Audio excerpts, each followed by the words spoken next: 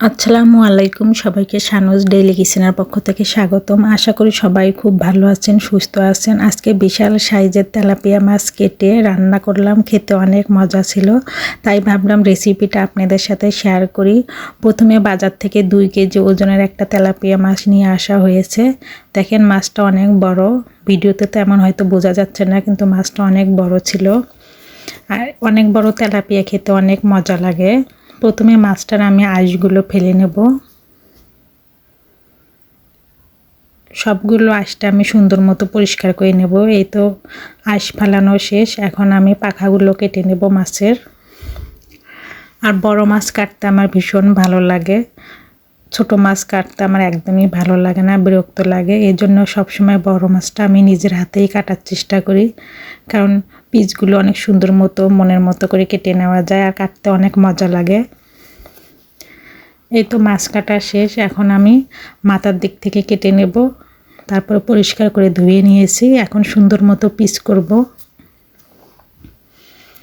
আর মাছটা অনেক তরতাজাও ছিল।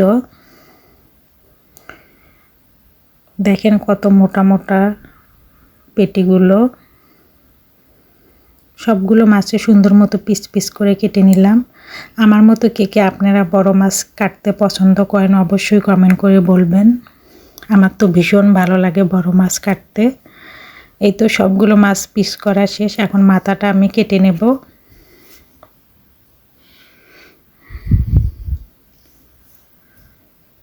এই তো সবগুলো মাছ কাটা শেষ। এখন পরিষ্কার করে ধুয়ে নেব।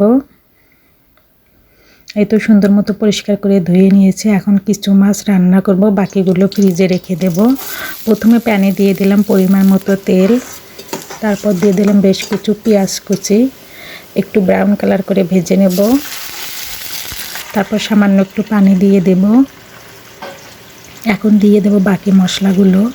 দিয়ে দিচ্ছি পরিমাণ মতো লবণ, 1 চামচ হলুদ গুঁড়া, 1 চামচ জিরার গুঁড়া, কাঁচামরিচের গুঁড়া 1 চামচ, ধনিয়া গুঁড়া 1/2 চামচ দিয়ে সুন্দর মতো নেড়ে চেড়ে সামান্য একটু পানি দিয়ে মশলাটাকে আমি ঢেকে 10 মিনিট কষিয়ে নেব। এই তো মশলাটা সুন্দর মতো কষানো শেষ। এখন আমি ধুয়ে রাখা মাছগুলো দিয়ে দেব। মাথাটা অনেক বড় ছিল, এর জন্য আমি 2 পিস করেছি যাতে ভিতরে সব কিছু ঢুকে। আর তেলাপিয়া মাছের লেজটা খেতে আমার ভীষণ ভালো লাগে। আমার বাসায় সবসময় তেলাপিয়া মাছের লেজ আমিই খাই, কারণ খেতে আমার ভীষণ ভালো লাগে লেজটা। এখন সব কিছু আমি সুন্দর মতো কষিয়ে নেব। সুন্দর মতো মিক্সার করা শেষ। এখন আমি ঢেকে দেব। ঢেকে 2 মিনিটের মতো একটু রান্না করব। আর আজকে আমি মাছের ভিতরে দেব কচুরমুখী। কচুরমুখীটা আগেই আমি লবণ হলুদ দিয়ে তেলে ভেজে নিয়েছি, এতে কচুরমুখীর আঠালো ভাবটা চলে যাবে। এখন মাছের মধ্যে দিয়ে দিচ্ছি,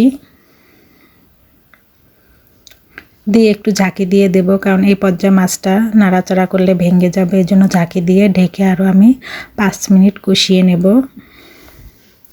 এই তো মাছটা সুন্দর মতো কষানো শেষ। এখন আমি গরম পানি দিয়ে দিচ্ছি 1 কাপ, দিয়ে আমি আরও 10 মিনিটের মতো রান্না করব। ঝোলটা যখন মাখা মাখা হবে তখন নামিয়ে নেব। এই তো মাছের ফাইনাল লুক। দেখতে যেমন সুন্দর হয়েছে, খেতেও মাশাআল্লাহ অনেক বেশি মজা ছিল। সবাইকে আমার ভিডিও দেখার জন্য ধন্যবাদ। সবাই আমার পেজটাকে লাইক কমেন্ট শেয়ার ও ফলো দিয়ে রাখবেন। আমার ইউটিউব চ্যানেলটাকে সাবস্ক্রাইব করে রাখবেন। আমার রেসিপিটা কেমন লাগলো অবশ্যই কমেন্ট করে বলবেন। সবাই ভালো থাকবেন। আল্লাহ হাফেজ।